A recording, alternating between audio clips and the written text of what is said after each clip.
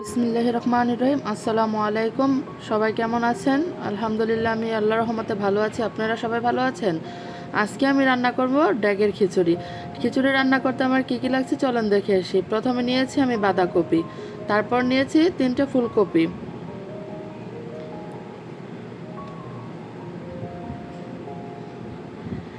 এই তো আমার সবজিগুলো নামানো হচ্ছে। তারপর নিয়েছি আমি মিষ্টি কুমড়ো, এখানে নিয়েছি বটবটি, এখানে নিয়েছি সিম, এখানে নিলাম টমেটো, লেবু খাওয়ার জন্য, কাঁচামরিচ, মটরশুঁটি, নিলাম আদা রসুন। এই তো আমার গরুর মাংস নিয়ে নিলাম। এখানে প্রায় 11 কেজির মতো গরুর মাংস আছে। আমি এখন সবজিগুলো কেটে নিচ্ছি। এই যে বাঁধাকপিগুলো কেটে নিলাম, একে একে সবগুলো সবজি কেটে নেব। এখানে মটরশুঁটিগুলো বেছে নিয়েছে। এখানে যে বাঁধাকপি, ফুলকপি, মিষ্টি কুমড়ো, সিম সব একসাথে কেটে নেওয়া হচ্ছে। এখানে আদা রসুনের পেস্ট, বটবটি, কাঁচামরিচ আর সবজিগুলো একসাথে নেওয়া হয়েছে। এগুলো সব ধুয়ে পরিষ্কার করে নিয়েছি। এখানে পেঁয়াজ, আলু কেটে রাখা হয়েছে। এখানে আমার যখন ডেকটা বসিয়ে দিলাম, এই যে প্রথমে দিয়ে দিলাম তেল, কুচানো পেঁয়াজ, এক এক করে দিয়ে দেবো লবণ, সব মশলা এক এক করে মিক্স করে নেব। এখন এলাচ, দারচিনি, লং সব দিয়ে দিলাম। এখন নেড়ে চেড়ে পেঁয়াজটা ভেজে নেব। এখানে দিয়ে দিলাম তেজপাতা, আদা রসুনের পেস্ট দিয়ে দিচ্ছি। আদা রসুনের পেস্টটা ভালো করে ভেজে নেব। তার মধ্যে দিয়ে দিলাম হলুদের গুঁড়া। হলুদের গুঁড়া আদা রসুনের সাথে ভালো করে মিশিয়ে ভেজে নেব। মরিচের গুঁড়া ওটা দিয়ে দিলাম। এর মধ্যে এখন একটু পানি দিয়ে আস্তে আস্তে কষিয়ে নেব।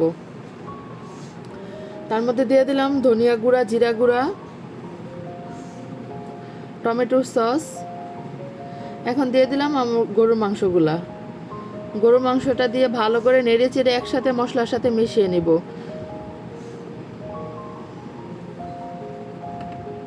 মিশিয়ে এটা ভালোভাবে রান্না করে নেব। এই তো এর মধ্যে দিয়ে দিলাম জয়ফল, জয়ত্রী, পোস্ত, বাদাম, কাজু বাদাম। এটা দিয়ে এখন মাংসটার সাথে ভালো করে মিশিয়ে নেব। দিয়ে দিলাম কাঁচামরিচ। কষানোর মধ্যে আমি কাঁচামরিচটা দিয়ে দিলাম। এই তো আমার গোস্তটা কি সুন্দরভাবে কষানো হয়ে গেছে। কষানো গোস্তের মধ্যে এখন দিয়ে দেবো আলু। কেটে রাখা আলুটাও দিয়ে ভালো করে মিশিয়ে সিদ্ধ করে নেব। মাংস আর আলু একসাথে রান্না করে নেব।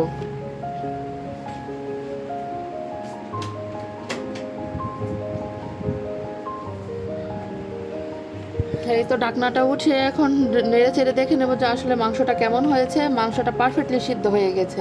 এই তো এখন আমি খিচুড়ির জন্য পানিটা বলকিয়ে নিলাম।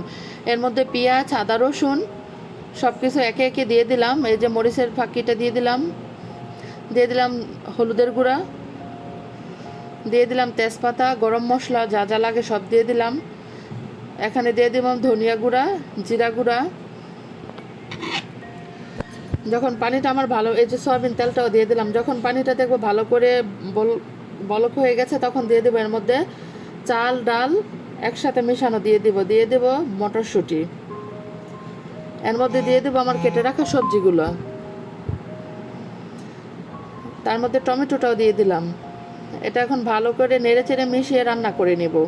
যখন এটা এরকম একটা কালার চলে আসবে, তখন এর মধ্যে দিয়ে দেব গরুর মাংস। রান্না করা গরুর মাংসটাও দিয়ে দিলাম।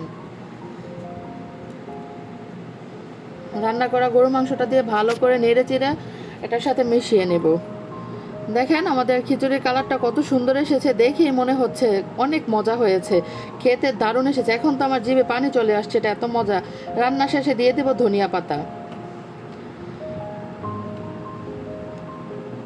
ধনিয়া পাতাটা ভালো করে খিচুড়ির সাথে মিশিয়ে নেবে। এখানে কিন্তু নাড়াচাড়া করছে আমাদের নিশাত কাকা, আর মশলাগুলো দিচ্ছে আমার হাজব্যান্ড।